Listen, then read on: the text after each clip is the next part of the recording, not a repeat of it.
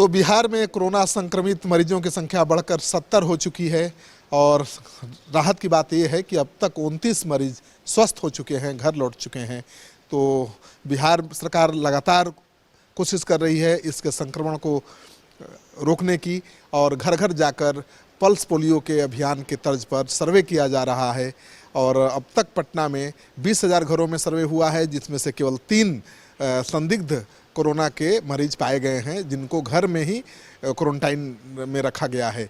अभी मेरे साथ हैं बिहार सरकार के कला संस्कृति मंत्री प्रमोद कुमार जी। इनसे बात करते हैं कि क्या तैयारी है बिहार सरकार की।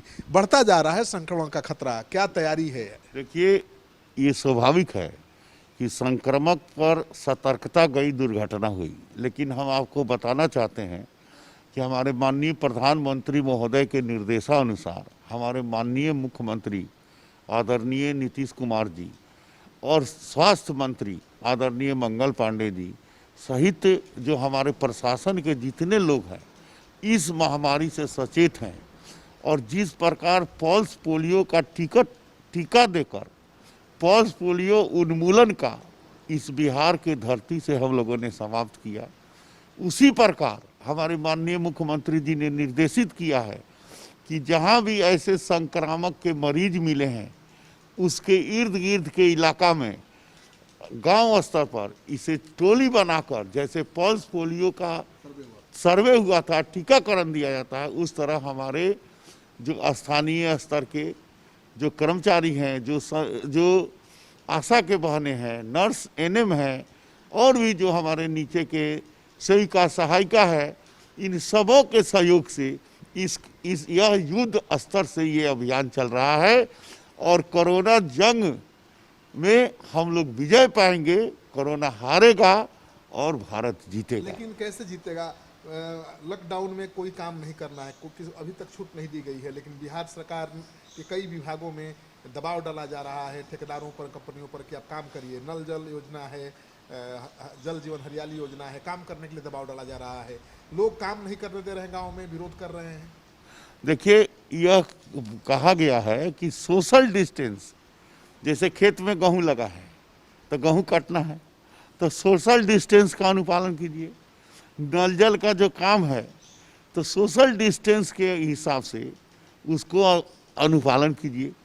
तो इसकी ख्याल करके ही सरकार ने कहा कि अगर अति आवश्यक चीज़ है तो जो सरकार का नियम है सोशल डिस्टेंस का, जो प्रधानमंत्री माननीय मुख्यमंत्री जी का निर्देश है, उसका अनुपालन करके ही काम कीजिए। केंद्र सरकार का जो निर्देश है उसके तीसरा नंबर पॉइंट में लिखा हुआ है कि राज्य सरकारें डाइल्यूट नहीं करेंगी कोई नियम को, कोई कानून को।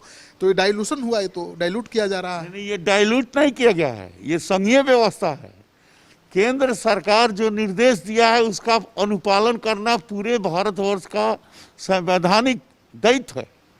और ये हम लोगों ने जो इस बात को कहा कि कहीं ऐसी आवश्यकता समझे तो सोशल डिस्टेंस को अनुपालन करके जो नियम है उस नियम को अगर वहाँ अनुपालन हो रहा है तबे काम करे, नहीं तो नहीं करे। आप लगातार आरोप लगाते रहे हैं कि मरकज जमात के लोग इसके लिए जिम्मेवार हैं। बिहार में 40 से ज़्यादा गिरफ्तार भी हुए हैं, जेल भी भेजे गए हैं।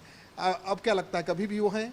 देखिए, अभी तो हमारे जो डीजीपी साहब का माननीय गुप्तेश्वर पांडे जी का बयान आया है कि अभी भी 40 पकड़े जाने के बाद भी अभी भी बिहार में ऐसे लोग हैं जिसकी पुलिस छानबीन कर रही है, गुप्तचर विभाग छानबीन कर रही है।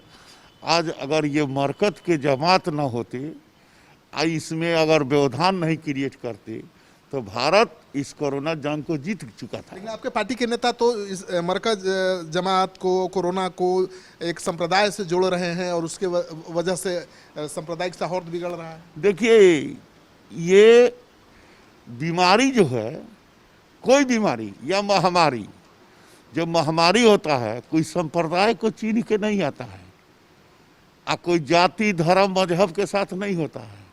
ये उनकी सोच की हरकत है।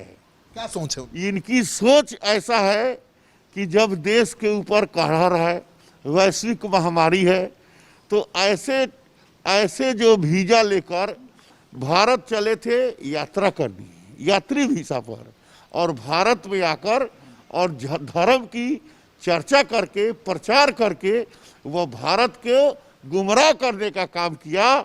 और इसमें जो भी लोग काम किया है, हमारे गृह मंत्री इसकी जांच करा रहे हैं। और आपको लगता है कि साजिश है? आपको लगता है तबलीगी समाज की साजिश? निश्चित साजिश। किस तरह की साजिश? संक्रमण फैलाने की? एकदम संक्रमण फैलाने की साजिश है। 50% हमारे मीडिया के लोगों के द्वारा और सरकार जो अनुसंधान करा रही है, 50% जो कोरोना बढ़ने का जो प्रभाव हासिल हुआ है वह मरकत जमात के लोग, चाहे पटना में हो, चाहे सिवान में हो, चाहे दिल्ली में हो, लेकिन किसी संप्रदाय विशेष को ऐसे टारगेट किया जाएगा तो आपको नहीं लगता सांप्रदायिक सौहार्द बिगड़ेगा?